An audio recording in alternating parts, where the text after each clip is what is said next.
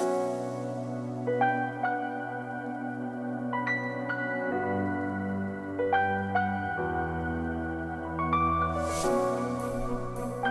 friends, expert at losing everything except for virginity here, bringing you another Dota 2 video on behalf of Dota Alchemy, in which I'm going to be covering my updated hero tier list for 7.22H. So essentially what this video is a video where I'm telling you to get your MMR while it's still hot, get your plus 25s while you still can, because these heroes are almost certainly going to get nerfed, and it's probably going to be within a week or two. And the reason I say that is because all of the heroes that I have on this list were picked profusely in the MDL major BTS minor qualifiers, and they were picked and abused into the ground. So they're going to get nerfed, so you want to get your MMR while you still can. Okay, so let's get into the heroes. So in the S tier, we have Legion Commander and Abaddon, or Abaddon as he calls himself. So these heroes are broken for a number of reasons. They both have 330 movement speed, which makes them incredibly difficult to lane against. It makes it very easy to run around the map and just be very fast-paced in the game because these heroes are literally fast. I think every hero that got that huge movement speed buff is still good in Dota because movement speed is just broken.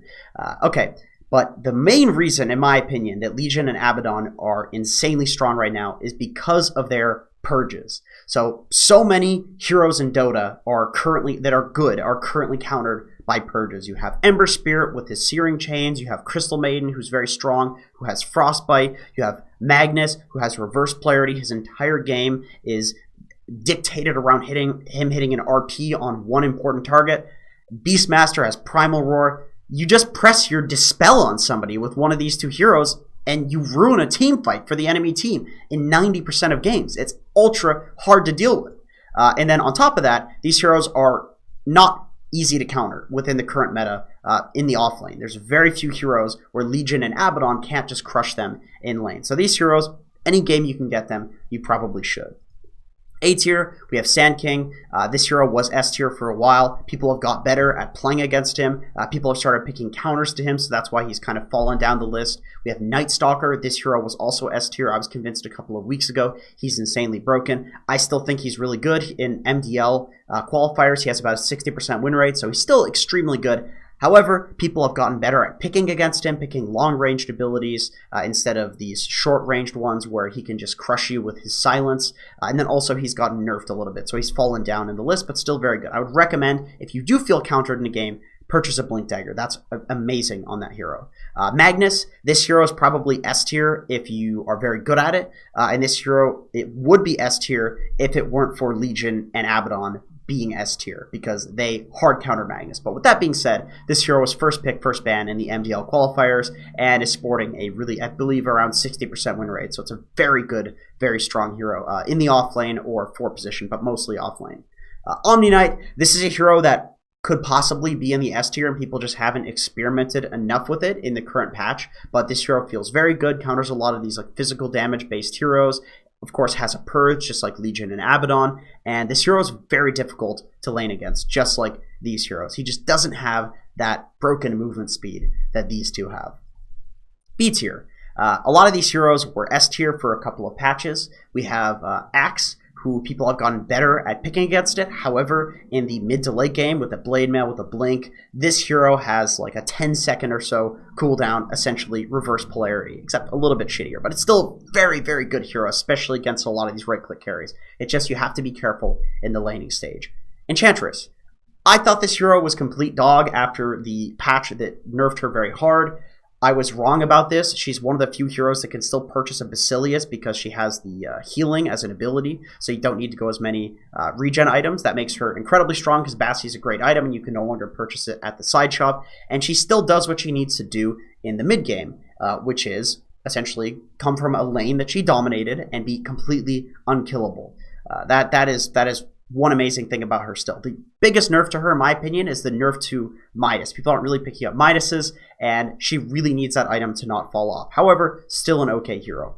Beastmaster, this hero would be S tier if it wasn't for both of these heroes being able to purge his Primal Roar, the ability to dominate any lane and completely control an area of the map in split push is very hard to deal with by most heroes. He outlanes most carries currently. It's not fun to deal with that boar, to be quite frank. And he can chain block the easy camp with Hawks. That is so annoying as a support. Centaur. One of the best kind of generic offlaners in Dota right now, where if you don't know what you're up against and you just want something that's going to be a stunner, he's never really going to have a particularly bad game, but maybe your impact's not going to be as high as something like a Legion Commander, but you just want to be absolutely sure that you're going to do okay.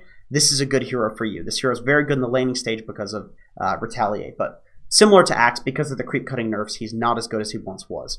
Slardar. This hero is basically good against a few of the carries that are currently getting picked, particularly magic immune melee carries, such as Juggernaut and Nyx, completely devastates them. Earthshaker, good against illusion heroes. Pudge, if there are no heroes that can kill him through his regen, he functions like a Timbersaw, which makes him amazing in a game, but that means you have to pick him late into the draft. Tidehunter was a lot better before, was a broken hero before, but there are a lot of heroes people are picking that are currently good against him, such as Gyro, such as Slark, so he's fallen down the list, but still a very strong hero. Puck. Very good against a lot of the carries that people are picking right now. This is one of the heroes that can survive against something like a Tuskar, because you just orb out of his ice shards. Good against a Clockwork. Good against Gyrocopter, because you can dodge the missile. There are these particular niche situations, essentially, where you just want to play a Puck because you'll be unkillable. Venomancer. This hero is possibly underrated. I know I said this last time, but people haven't really experimented with it as an offlaner. It feels like it does a crap load of damage. The only problem is if you're up against a kill lane, Veno can definitely feed, but he can also come back, and he can control and win a lot of team fights with a ridiculous amount of magic damage. He's a very good tower defending hero if you need that. If you just need a hero to cancer up an area of the map, Veno's great for that. Leshrac. Possibly the best pushing hero in Dota currently, and can be played in the offlane. So if you need a hero to push and you're lacking that in your draft, Leshrac is your pick. It's an amazing hero for pushing. Batrider. If it weren't for these two heroes, being able to purge his lasso and his napalm and completely destroy him in lane, he would be way higher in this list. However, if you see the enemy draft and you see the enemy lane that you're up against, and you make sure to get that lane, this hero can be a free win.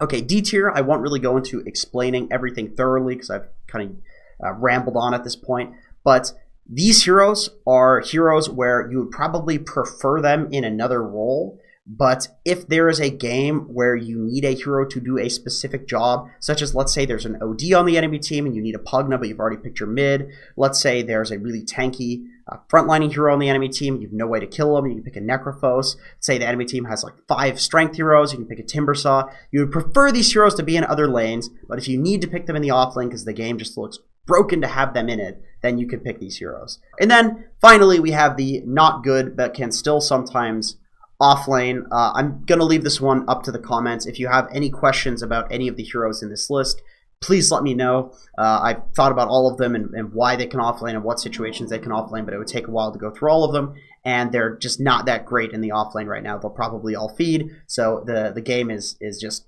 like it says here. It's ultra niche where you're going to pick these heroes. Anyway, thank you so much for watching. I do appreciate it, and I hope to see you in the next video.